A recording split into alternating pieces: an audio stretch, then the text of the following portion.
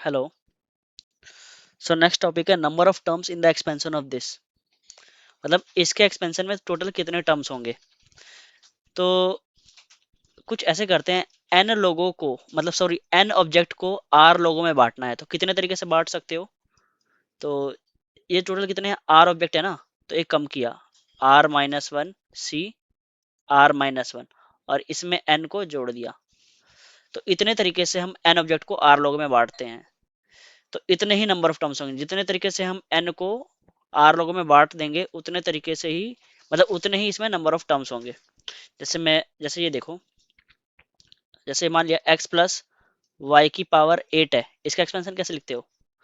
तो कुछ ऐसे लिखते हो ना, 8C0 और x की पावर कितना, 8 - 0 और y की पावर 0, फिर प्लस 8C1, x की पावर कितना 7 और y की पावर कितना 1। ठीक है, फिर 8C2 और x की पावर कितना 6 और y की पावर कितना 2। देख रहे हो, तो ऐसे ही चलता जाएगा कहाँ तक, 8C8 और x की पावर 0 और y की पावर कितना 8। तो देखो आपने किया क्या है, 8 को जस्ट दो लोगों में बांटा है, तो कितने तरीके से बांट सकते हो, 9 तरीके से। तो इसमें टोटल कितने नंबर ऑफ टर्म्स होंगे, 9। 9 तरीके से बांट सकते हो, मतलब पहले को मान लिया 8 दे दिया, दूसरे को कुछ भी नहीं दिया, या पहले को 7 दे दिया, दूसरे को 1, या पहले को 6 दूसरे को 2, या ऐसे ही चलते गए। ठीक है, इसमें एक ऐसा आएगा कि जहाँ x को 4 दे दिया और y को भी 4 दे दिया। तो टोटल 9 तरीके से बांट सकते हो। समझ में आ रहा है ना। तो ऐसे ही जब मैं इसका एक्सपेंशन करूंगा, तो पहले टर्म, जैसे पहला टर्म मान लिया ओनली A1 आ गया, मतलब आएगा तो सारे ही A1 A2 A3 so on कहाँ तक AR तक। बस इसकी पावर कुछ इस तरह से होगी, मतलब एक डिस्ट्रीब्यूशन तो ये हो गया, मान लिया A1 को 1 दे दिया, बाकी सबको कितना दे दिया, मतलब इसको सारे के सारे दे दिए, इसको n के n दे दिए, बाकी सबको 0 0 और 0, सबको 0 0 दिया। फिर एक ऐसा वाला भी टर्म होगा कि A1 को n-1 मिला और A2 को 1 मिला और बाकी सबको देखो सब पूरा बट गया ना n के n, और बाकी A3 A4 और सो ऑन कहाँ तक AR तक, बाकी सबको 0 0 0 मिला। ठीक है, ऐसा भी हो, मतलब आप जितने तरीके से n को n ऑब्जेक्ट को r लोगों में बांट सकते हो उतने नंबर ऑफ टर्म्स होंगे। ठीक है, तो जितने भी इसमें टर्म्स आएंगे उसमें एक वैलिड डिस्ट्रीब्यूशन आपको मिल जाएगा। ठीक है, समझ में आ रहा है ना। तो जितने तरीके से n ऑब्जेक्ट को आप r लोगों में बांट सकते हो उतने नंबर ऑफ टर्म्स होंगे इसमें। तो इसीलिए फॉर्मूला है n+r-1 सी r-1। तो एक डिस्ट्रीब्यूशन ये हो गया, एक डिस्ट्रीब्यूशन ये हो गया। डिस्ट्रीब्यूट कैसे करोगे, इन सब की जो पावर का एडिशन होगा वो n होना चाहिए। ठीक है, तो ये इसका एक्सप्लेनेशन है। जैसे मैं आपसे पूछूं, जैसे a+b+c और इसकी पावर मान लिया 7, तो इसमें टोटल कितने टर्म्स होंगे। तो जितने तरीके से आप 7 लोगों को, मतलब जितने तरीके से आप 7 ऑब्जेक्ट को 3 लोगों में बांट सकते हो, तो 7 ऑब्जेक्ट को 3 लोगों में बांटना है, तो कैसे बांटोगे, कितने बांटना है, 3। जितने में बांटना होता है उससे कम लिखो, एक उससे कम करो, तो 2C2 लिखो और इसमें 7 जोड़ दो। समझ में आ रहा है ना। फॉर्मूले से करना तो फॉर्मूले से कर लो, n+r-1 सी r-1। तो टोटल कितने टर्म्स होंगे, 9C2 यानी कि 45। ठीक है, 9 इंटू, देख लेते हैं, 9 इंटू 8/2, तो 36, सॉरी 36 हो जाएगा। ठीक है, तो टोटल 36 टर्म्स होंगे। अब जैसे ये वाला क्वेश्चन देखो, इसमें आपको बताना है टोटल कितने टर्म्स होंगे, इसमें बताओ the number of terms in the expansion of this. तो सबसे पहले सॉल्व कर लेते हैं इसको। इसको देखो मैं ऐसे लिख सकता हूँ क्या, x+3y इंटू 3x - y। अब इसके ऊपर भी पावर 2, इसके ऊपर भी पावर 2 है, तो पूरे के ऊपर पावर 2 ले लेते हैं, तो पावर 6 हो गया। अब तो मल्टीप्लाई कर लेते हैं, तो x की 3x से करोगे तो 3x² और माइनस का xy प्लस का 9xy और माइनस का 3y², ठीक है, की पावर 6।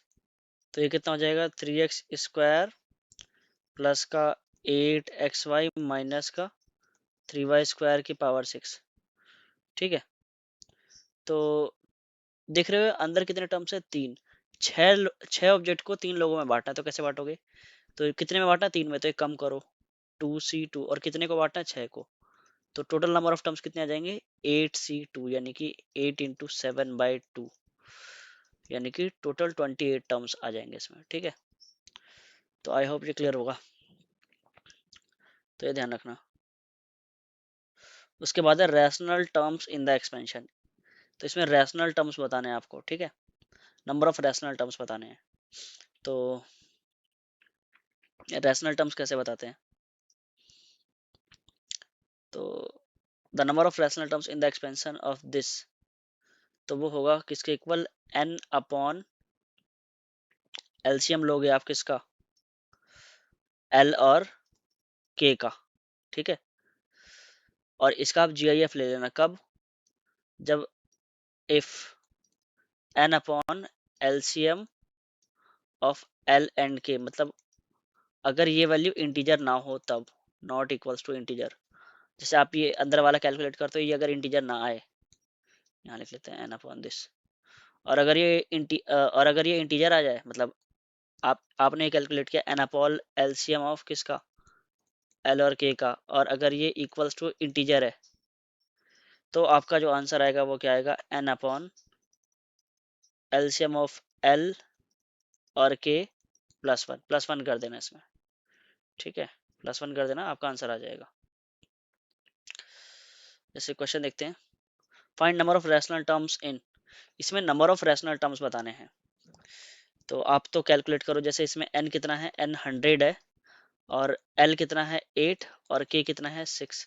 तो आप क्या कैलकुलेट करो, आप तो ये कैलकुलेट करो n अपॉन एलसीएम किसका, l और k का। तो n कितना है 100, l और k का एलसीएम कितना होगा, जैसे मैं आपसे पूछूं एलसीएम ऑफ 8 और 6, तो कितना आएगा, 24। तो 24 से डिवाइड करो, तो क्या ये इंटीजर है, नहीं है ना। तो टोटल नंबर ऑफ जो रैशनल टर्म्स होंगे, total number of rational terms, वो क्या करोगे आप, इसका जीआईएफ ले लो, 100/24 का जीआईएफ ले लो। तो ये कितना होगा, 4 पॉइंट समथिंग। तो 4 पॉइंट समथिंग का जीआईएफ कितना होता है, 4। तो इसमें टोटल रैशनल टर्म्स कितने होंगे, 4 होंगे, ठीक है। तो ऐसे सॉल्व कर सकते हो। एक तरीका और है सॉल्व करने का, वो दूसरा तरीका क्या है, जैसे आप ना एक काम करो, इसका जनरल टर्म लिख लो। इसका जनरल टर्म क्या होगा, तो इसका जो जनरल टर्म होगा वो होगा 100 CR5 की पावर कितना, 100 - R/8, और 2 की पावर कितना, R/6, ये होगा, ठीक है। अब रैशनल टर्म्स होने के लिए ये जो पावर है ये इंटीजर्स होने चाहिए, तभी रैशनल टर्म्स आएगा। इंटीजर भी कैसा वाला, पॉजिटिव वाला इंटीजर, ठीक है, पॉजिटिव इंटीजर होगा, ठीक है, तभी रैशनल टर्म्स होंगे। नेगेटिव भी हो तो भी चलेगा, नेगेटिव भी हो तो भी चलेगा। तो हाँ, मतलब ये कुल मिला के कह सकते हैं कि इंटीजर्स होने चाहिए। मतलब 100 - R/8, मान लिया ये इंटीजर I1 है, तो और R/6 मान लिया ये I2 है। तो यहाँ से R कितना आ जाएगा, 6I2, और यहाँ से R कितना आ जाएगा, यहाँ से जो R आ जाएगा वो 8I1, मतलब 100 - 8I1, ये आ जाएगा। दोनों R को इक्वेट करोगे, मतलब 100 - 8I1 को इक्वेट करो 6I2 के, तो ये कितना हो जाएगा, ये हो जाएगा 8I1 + 6I2 = 100, यानी कि 2 से डिवाइड कर दो, 4I1 + 3I2 = 50। अब देख लो I1 I2 क्या क्या हो सकता है, I1 और I2। तो जैसे I1 अगर, सबसे पहला क्या हो सकता है, 1 तो नहीं हो सकता, क्योंकि 1 होगा तो ये 4 हो जाएगा, और 50 - 4 56, और 56 तो 3 से डिविजिबल है ही नहीं। और I1 अगर 2 हो गया तो ये 8 हो गया, 50 - 8 42, तो 42 को 3 से डिवाइड करोगे तो 14। ठीक है। अब उसी तरह से I1 अगर 3 हो तो भी नहीं चलेगा, 4 हो तो भी नहीं चलेगा, 5 5 से चलेगा क्या? हाँ, तो 5 से चलेगा, तो ये 10 हो जाएगा। ठीक है। उसी तरह से I1, अब जैसे इसमें 3 जोड़ा है तो पैटर्न समझ में आ गया, फिर 3 जोड़ो, तो ये अगर 8 हुआ तो ये 32 हो जाएगा, 32 में से 50 माइनस करोगे 18, तो 3 6 जा 18, इधर 4 4 घट रहा है, इधर फिर 3 जोड़ो तो 11 हो जाएगा, इधर फिर 4 जोड़ो तो ये 2 हो जाएगा। और कुछ पॉसिबल नहीं है, तो यही 4 केसेस पॉसिबल हैं। ठीक है, तो यहाँ से सॉल्व कर सकते हो। ठीक। और अगर ये पता करना चाहो कि कौन सा वाला टर्म जो है वो रैशनल होगा, तो जस्ट आर निकाल लो। अब आर कैसे निकालो, या तो इससे निकालो या इससे निकालो,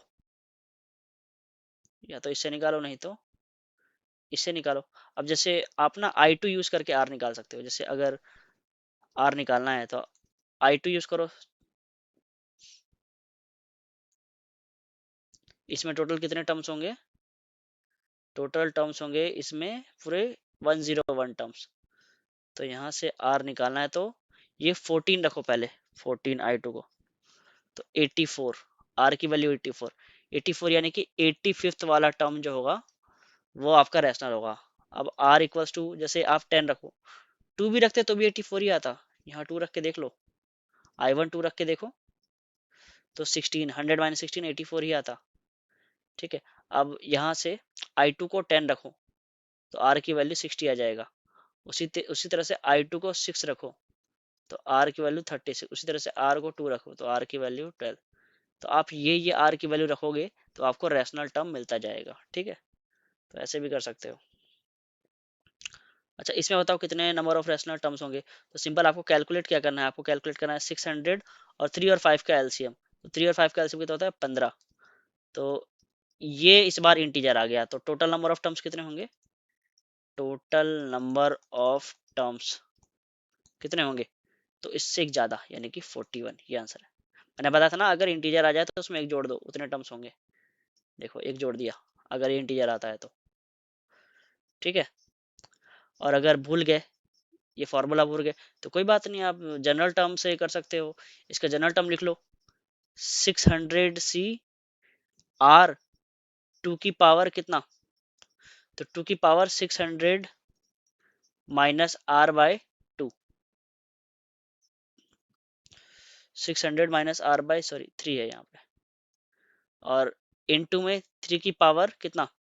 ये R लिखते हो ना, R, और साथ में इसकी पावर कितनी है? 1/5, तो ये R/5 हो जाएगा। एक काम करते हैं, नंबर्स को अलग कर सकते हैं क्या? जैसे पिछले वाले क्वेश्चन में तो नहीं कर सकते थे। कैसे? क्योंकि आप अगर यहाँ देखो, 5 की पावर 100/8 अलग करते तो 100/8 इंटीजर नहीं होता, लेकिन यहाँ पे कर सकते हैं बिल्कुल। तो 600 CR 2 की पावर कितना? 600/3, 600/3 कितना होता है? 2 की पावर 200। बच क्या गया? 3 की पावर माइनस, 3 की पावर कितना बच गया? 3 की पावर माइनस का R/3, और यहाँ पे कितना बच गया? सॉरी, 2 की पावर माइनस का R/3, और यहाँ पे कितना बच गया? 3 की पावर R/5। तो अब ये इंटीजर कब कब होंगे? ये इंटीजर कब कब होंगे? जब R आप क्या क्या लेते हो? एक तो 0 लेते हो, ठीक है, और आप क्या लेते हो? 15, 15 लोगे तो भी इंटीजर आएगा। मतलब एलसीएम 15 है, 15 15 के सेट लेते रहो। ठीक है। अब दूसरा क्या हो जाएगा? 30, ठीक है, 45, तो ऐसे लेते रहो। ठीक है। लास्ट वाला कितना हो जाएगा? सिंपल, लास्ट वाला 600 ही हो जाएगा आर की वैल्यू। तो ये आर की वैल्यूज है, आप R0 ले सकते हो, आप R15 ले सकते हो, 30, टोटल कितने ले सकते हो? पूरे 41 आर की वैल्यू ले सकते हो। आप जब जोड़ोगे तो इसमें टोटल नंबर ऑफ टर्म्स कितने होंगे? यहाँ से यहाँ तक देख लेना, नंबर ऑफ टर्म्स कितने होंगे। ये तो एक एपी है ना, तो एपी में जो फॉर्मूला होता है वो कितना होता है? A+N - 1 इंटू डी कितना है? 15, वो कितना है? 600। तो यहाँ से n की वैल्यू निकालोगे तो 41 ही आएगा। ठीक है, तो आई होप ये क्लियर होगा, आप इसको ऐसे भी कर सकते हो। नेक्स्ट टॉपिक है मिडल टर्म। अब देखो मिडल टर्म कैसे देखें।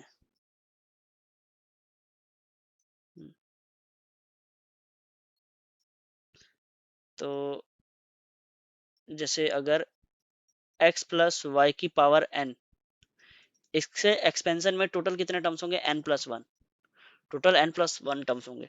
तो जैसे अगर n आपका कैसा हो, मान लिया इवन, तो n+1 कैसे होगा, ये आपका ऑड।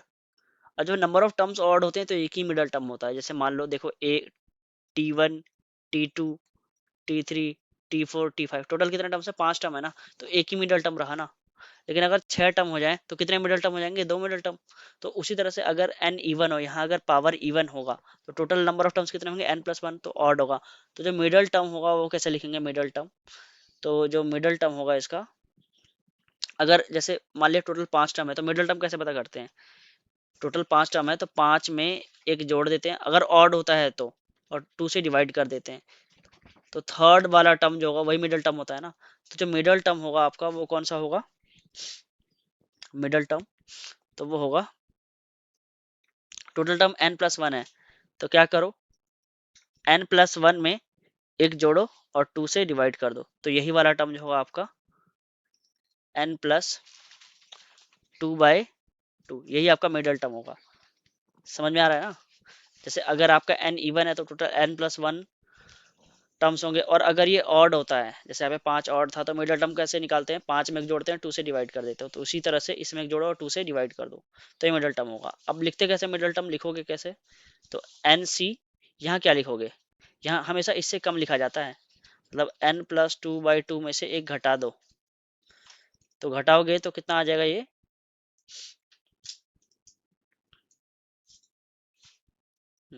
एक घटा के लिखते हैं हमेशा। जैसे TR+1 होता है ना, तो यहाँ क्या लिखते हैं, NCR x⁻n−r और y⁻r, तो यहाँ पर भी एक घटा के लिखोगे, तो इसमें से एक घटा दो, एक घटाना है, ठीक है। तो कितना होगा, n+2 - 2/2, तो NC n/2, तो यहाँ n/2 लिखेंगे हम, ठीक है।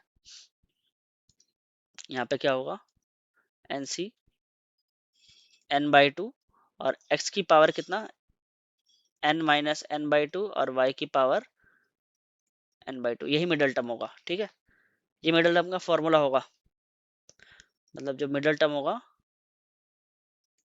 n+2/2th टर्म जो होगा वही मिडल टर्म होगा, और उसका फॉर्मूला क्या होगा, NC n/2, x की पावर n/2 और y की पावर n/2, यही मिडल टर्म होगा। जैसे इस वाले क्वेश्चन में देखो, x 3x प्लस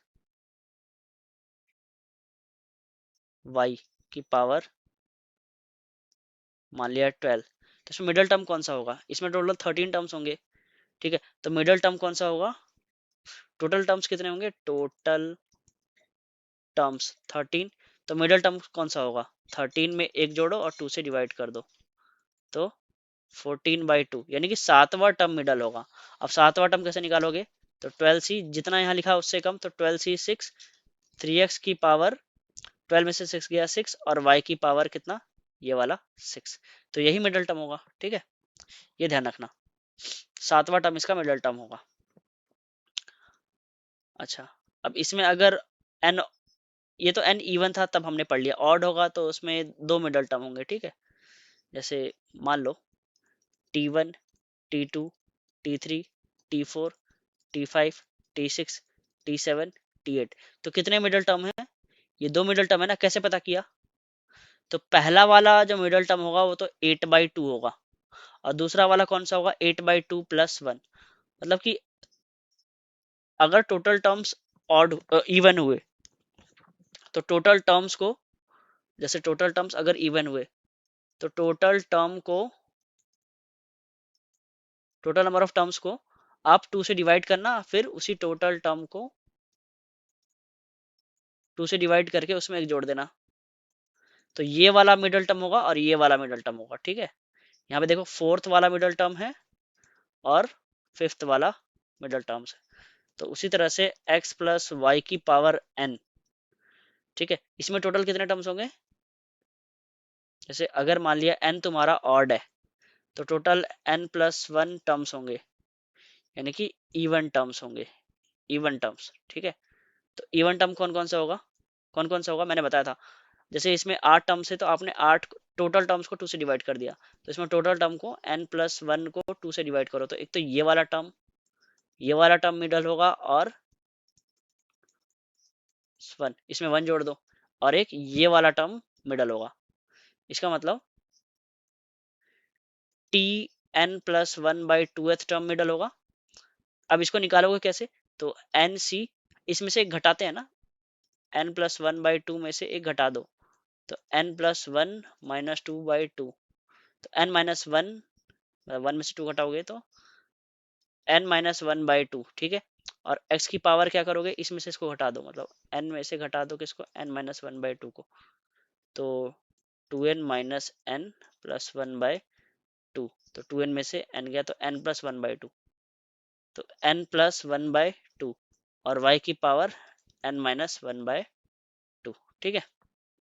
तो ये वाला टर्म जो होगा आपका मिडल टर्म होगा। और कौन सा मिडल टर्म होगा, एक और होगा ना, एक और वो दूसरा कौन सा होगा मिडल टर्म, क्योंकि इस बार क्या है, एन ऑड है तो total number of terms even होंगे, ठीक है।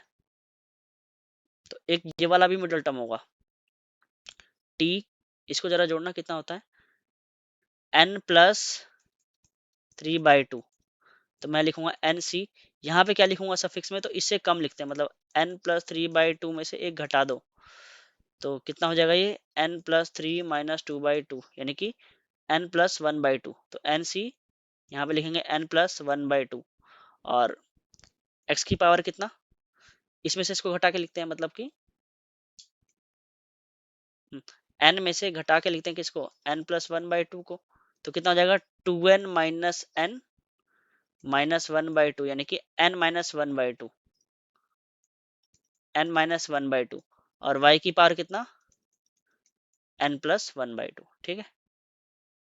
ये मिडल टर्म होगा, दो मिडल टर्म होंगे, एक तो ये वाला होगा और एक ये वाला। जैसे क्वेश्चन करते हैं,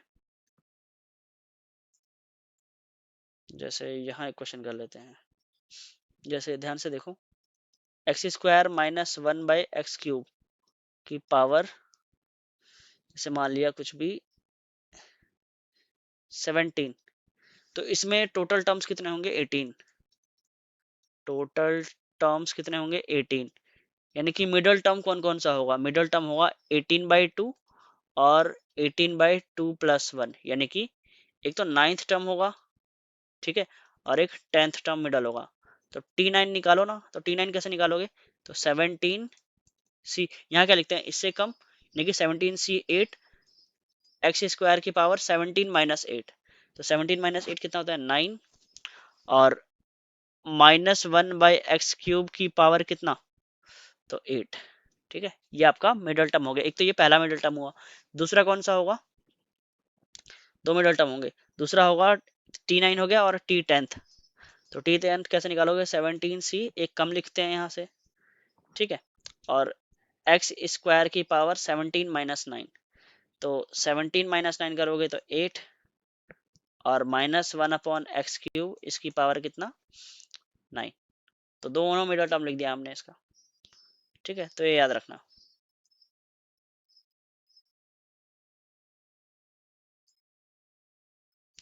एक क्वेश्चन और देख लेते हैं।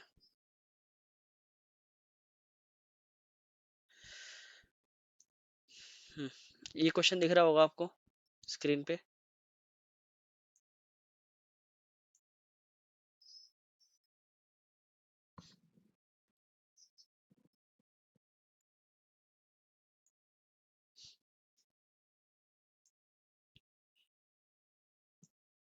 ये वाला क्वेश्चन देखो, the middle term in the expansion of this, इसके एक्सपेंशन में मिडल टर्म बताना है, तो इसकी पावर कैसी है, इवन है ना, एन कुछ भी ले लो ये तो इवन ही रहेगा, तो total number of terms odd होंगे, तो एक ही मिडल टर्म होगा, टोटल टर्म्स कितने होंगे, टू एन प्लस वन, और ये कैसा होता है ऑड, यानी कि ओनली सिंगल मिडल टर्म, एक ही मिडल टर्म होगा, सिंगल मिडल टर्म, और वो होगा कौन सा वाला, कैसे निकालेंगे, जितने टर्म होते हैं ना उसमें एक जोड़ो और 2 से डिवाइड कर दो, तो यानी कि n+1,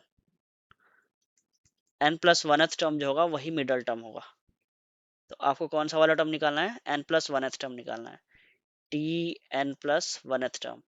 तो वो कैसे निकालोगे, तो इसके एक्सपेंशन में निकालना है ना, तो 2n c, यहाँ पे क्या लिखते हैं, इससे कम, तो यहाँ पे n लिखेंगे, तो यही वाला मिडल टर्म होगा। और x की पावर कितना, मतलब 1 की पावर तो 2n-1 और x की पावर n, ठीक है, 1 की पावर कुछ भी करोगे तो वो तो 1 ही रहेगा, तो यही आपका मिडल टर्म है। पर ये किसी ऑप्शन में मैच कर रहा है क्या, तो मैच कराने के लिए इसको सिंप्लीफाई कर देते हैं। तो 2n को क्या लिखेंगे हम, 2n factorial upon n factorial into n factorial x की पावर n। अभी भी मैच नहीं कर रहा, सबके नीचे एक ही बार फैक्टोरियल है, यहाँ भी यहाँ भी यहाँ भी। तो देखो ध्यान से, 2n फैक्टोरियल को मैं क्या लिख सकता हूँ, 1 इंटू 2 इंटू 3 इंटू 4 इंटू 5, कहाँ तक इंटू करना है, कहीं पे एक n भी आएगा, फिर n+1 भी आएगा, फिर n+2 आएगा, सो ऑन, कहाँ तक जाएगा ये जाएगा, जैसे कहीं पे 2n-1 भी आएगा, फिर ये 2n तक जाएगा, ठीक है, अपॉन में n फैक्टोरियल और x की पावर n, ठीक है, ध्यान से देखते रहना। अच्छा, अब देखो 2 4 6 8, तो उन सभी से 2 कॉमन ले लो ना, जैसे 2 into 4 into 6 into 8 into 10 into so on. अगर मैं इन सभी से 2 कॉमन ले लेता हूँ तो इसको मैं कैसे लिख सकता हूँ, देखो इससे भी मैंने 2 कॉमन लिया, इससे भी 2 कॉमन लिया, मतलब ये n तक जा रहा है, ठीक है, 2n तक मान लिया, ये 2n तक, ये वाला 2n वाला है, तो सभी से 2 कॉमन ले लूंगा, इससे भी 2 इससे भी 2, तो 2 की पावर n तो बाहर आ गया ना, और यहाँ कितना बचेगा 1, यहाँ कितना बचेगा 2, इससे भी 2 कॉमन लिया तो यहाँ कितना बचेगा 3, इससे भी 2 कॉमन लिया तो यहाँ कितना बचेगा 4, सो ऑन, लास्ट वाला कितना बचेगा n। तो क्या मैं इसको ऐसा लिख सकता हूँ, 2 की power n into n factorial. तो उसी तरह से इसमें देखो 1 इंटू 3 इंटू 5, ठीक है, इंटू 7, ये ऑड वाले तो ऐसे लिख दो, ये भी ऑड वाला होगा, तो 2n-1। अब जो इवन वाला होगा उसको मैं कैसे लिख सकता हूँ, 2 की पावर n, मतलब 2 4 6 8 10 अप टू 2n तक, इसको कैसे लिखता हूँ, 2 की पावर n इंटू में n फैक्टोरियल, और नीचे क्या है n फैक्टोरियल इंटू में x की पावर n। तो n फैक्टोरियल कैंसिल हो गया, तो ये आंसर आ गया। कौन सा ऑप्शन मैच कर रहा है, तो डी वाला ऑप्शन मैच कर रहा है, ठीक है।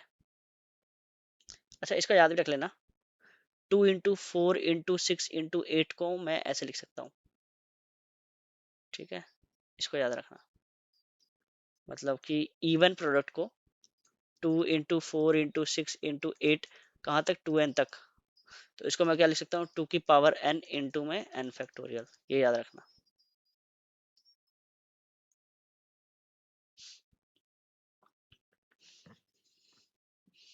Okay, next, greatest binomial coefficient, greatest binomial coefficient, जैसे देखो 8c0 8c1 8c2 8c3 8c4 8c5 8c6 8c7 8c8, 8c8 तक गया, मतलब टोटल 9 टर्म्स है, टोटल सॉरी 9 टर्म्स है, हाँ। तो इसमें कौन सा वाला टर्म ग्रेटेस्ट है, मिडल वाला, देख रहे हो, पांचवा, जैसे टोटल कितने टर्म्स है, 9 टर्म्स है ना, तो 9 में एक जोड़ो और 2 से डिवाइड कर दो, तो 9 1 10, यानी कि fifth fifth term middle term होगा, फिफ्थ टर्म, और फिफ्थ टर्म निकालोगे कैसे, फिफ्थ टर्म वो होगा 8c4, तो 8c4 ये रहा ना, तो यही आपका मिडल टर्म, यही आपका ग्रेटेस्ट बाइनोमियल कोफिशिएंट होता है। और अगर जैसे मान लिया यहाँ पर ऑड हो, जैसे NC R में से मुझे बताना है कौन सा वाला ग्रेटेस्ट बाइनोमियल कोफिशिएंट होगा, तो डिपेंड करता है n कैसा है।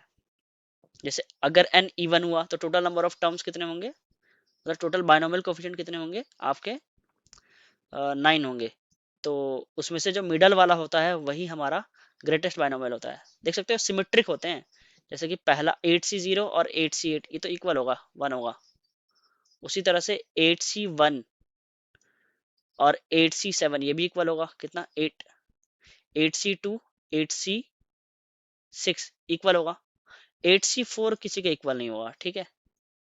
तो ये बीच हमेशा ऐसे जाता है, देखना ध्यान से, हमेशा ऐसे जाता है, पहले बढ़ेगा बढ़ेगा फिर घटने लगेगा। ये कब होता है, जब n तुम्हारा कैसा हो, इवन हो। n इवन होगा तभी तो total number of terms odd होंगे, और अगर n तुम्हारा ऑड हुआ तो दो मिडल टर्म आ जाएंगे, तो ऐसे बढ़ेगा बढ़ेगा, फिर एक टर्म यहाँ आ जाएगा, दूसरा टर्म यहाँ, दोनों इक्वल होते हैं, ये दोनों इक्वल होते हैं, फिर ऐसे घटेगा। जैसे इस वाले में देखो 5c0 और 5c5, ये दोनों इक्वल था, ये दोनों इक्वल था, अब ये दोनों इक्वल होंगे, 5c2 और 5c3 दोनों इक्वल होते हैं 10 और 10। तो वही हम देख लेते हैं, ग्रेटेस्ट बाइनोमियल कोफिशिएंट कौन सा होता है एनसीआर में से, तो वो n पे डिपेंड करेगा, ठीक है, n पे डिपेंड करेगा। जैसे मान लिया अगर n तुम्हारा कौन कैसा हो, इवन हो, तो जो आपका ग्रेटेस्ट बाइनोमियल कोफिशिएंट होगा वो n इवन है, तो टोटल टर्म्स कितने होंगे, n+1, तो ये तो ऑड होगा। तो जो ग्रेटेस्ट बाइनोमियल कोफिशिएंट होगा, ग्रेटेस्ट बाइनोमियल कोफिशिएंट, वो मिडल वाला ही होगा। अब मिडल वाला कैसे निकालोगे, वो तो मैंने सिखाया हुआ है, यहाँ से कोफिशिएंट की बात कर रहे हैं ना, तो कोफिशिएंट ही लिखना। तो मिडल वाला का टर्म कैसे निकालते हैं, तो n में एक जोड़ो और 2 से डिवाइड कर दो, ठीक है, तो यही वाला होगा आपका।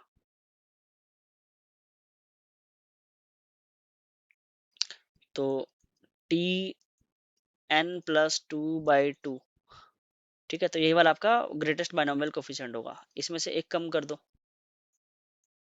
तो n+2 मतलब r की वैल्यू, मतलब ये वाला जो टर्म होगा वही मिडल टर्म होगा और वही ग्रेटेस्ट बाइनोमियल कोफिशिएंट होगा।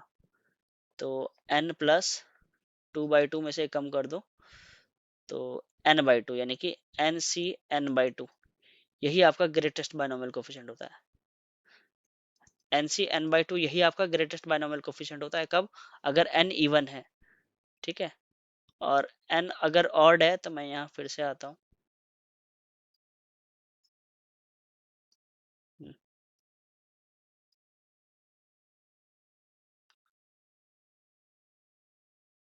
किस तरफ,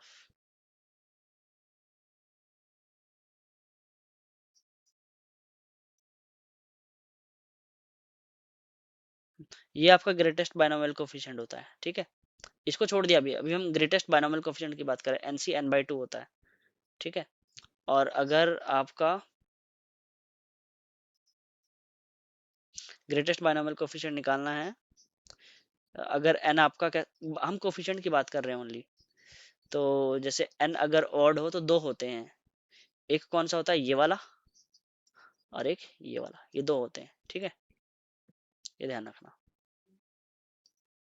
तो आई होप ये क्लियर होगा। जैसे मैं आपसे पूछूंगा 7c, ये चलो 17c(r), अब r बराबर क्या लिखूं मैं कि सबसे ये बड़ा, सबसे बड़ा कोफिशिएंट हो जाए, तो टोटल कितने टर्म्स होंगे, 18, यानी कि दो मिडल टर्म होंगे इस बार, ठीक है। अब कौन कौन से, तो 18/2 यानी कि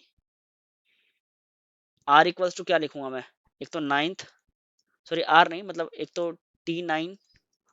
T9 होगा और एक T10 होगा। अब T9 कैसे निकालोगे, तो वो तो 17c8, और एक T10, तो T10 कैसे निकालोगे, 17c9, ये दोनों इक्वल भी होंगे, ठीक है, ये दोनों इक्वल भी होंगे सॉल्व करोगे तो, और वैसे भी पता है आपको फॉर्मूला, एनसीआर किसके इक्वल होता है, NC(n-r) के, तो देख लो 17c8 और 17c9 दोनों इक्वल होंगे कि नहीं, ठीक है, तो ये ध्यान रखना।